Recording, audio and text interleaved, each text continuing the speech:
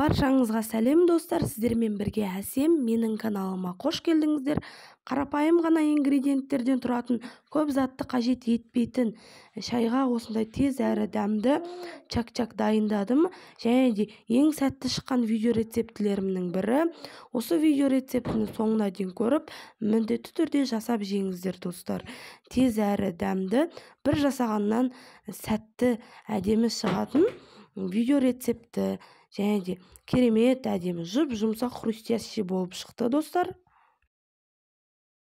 Ең бірінші осылай 2 жұмыртқамызды тостағымызға жарып алып, венчиктің көмегімен жақсылап, немесе венчик болмаса, әшейін қасықпен де араластыра берсеңіз болады. Қандай заттар керек, қанша мөлшерде керек, видеоның астына описаниеге қалдыратын боламын. Енді керекті мөлшерде суымызды құйып, кіші шай қасықтың жартысымен тұз қосамыз. Және де мен 2 қасық, ас қасықпен 2 қасық қант қостым. Негізі қант қоспасаңыздар да болады. Себебі қазір чак-чак дайын болғанда сыртын тәттімен араластыратын боламыз. Және де осылай қантымыз бен тұзымыз ерігенше жақсылап араластырып аламыз. Ұнымды алдын ала мен електен өткізіп қойдым.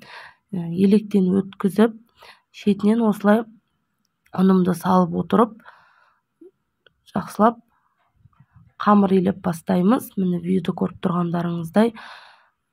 Достар, орташа жұмсақтықта қамыр илеңіздер. Қатты емес, жұмсақ емес, орташа жұмсақтық болсын.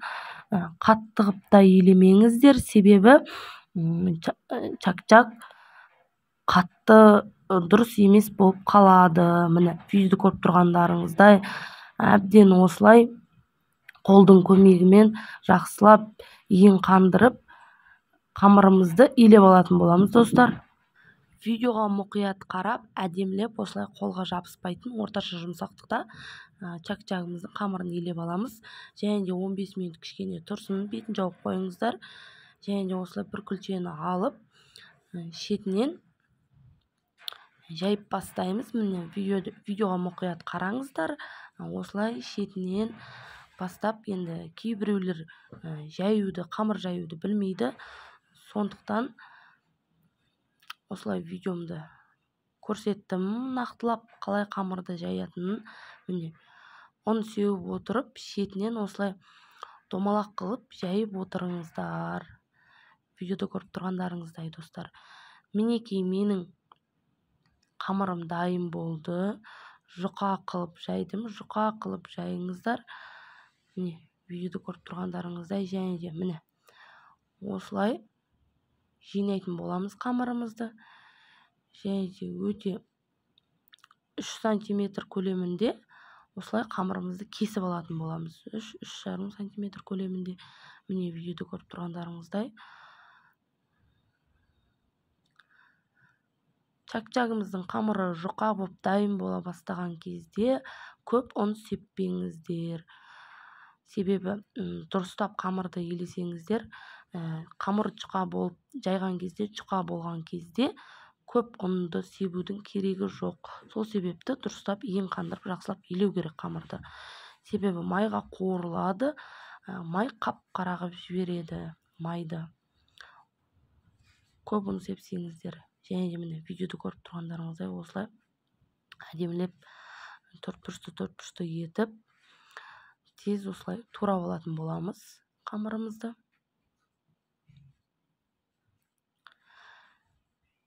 Және де қызып тұрған табамызға осылай майымызды құйып, қыздырып алып табамызды, осылай керекті мөлшерде чак-чагымызды салып, міндетті түрде чак-чакты салып, ішіне қалдырып кетпеңіздер. Жақсылап осылай араластырып отырыңыздар чак-чактарыңызды. Сол кезде біркелкі түсте әдемі болып чак-чак қуырылады. Видеоға мұқият қарап, достар, әдемілеп чак-чактарыңызды қуырып алыңыздар. Міне видеода көріп тұрғандай, вилканың, қасықтың немесе басқа да керекті құрал жабдықтың көмегімен осылай жақсылап араластырып отырыңыздар. Және міне біркелкі түс болды. Осылай жақсылап майдан ажыратып сүзіп аламыз.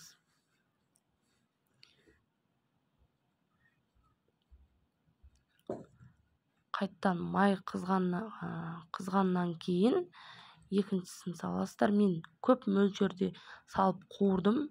Егер сіздер осылай көп мөлшерде салып қуыра алмайтын болсаңыздар, кішкенеден салып отырып, араластырып отырып, біркелкі түсте қуырсаңыздар болады. Мен видеода көріп тұрғандарыңыздай көп мөлшерде салып, осылай жақсылап араластырып отырып, біркелкі түсте қуырдым. Міне, бәрі сап-сары болды. Араластырып отыру керек. 1-1,5 минуттың көлемінде чак-чагым пісті. Және осылай жақсылап сүзіп алдым. Ал енді чак-чагымыздың бәрін қуырып алдық, пісті. Және осылай бір банка сгущенканы қосып, жақсылап араластыратын боламыз. Міне, видеода көріп тұрғандарыңыздай жақсылап осылай араластырып аламыз. Чак-чагымыз дайын. Менің каналыма тіркелмеген болсаңыздар, достар, тіркеліп қойыңыздар.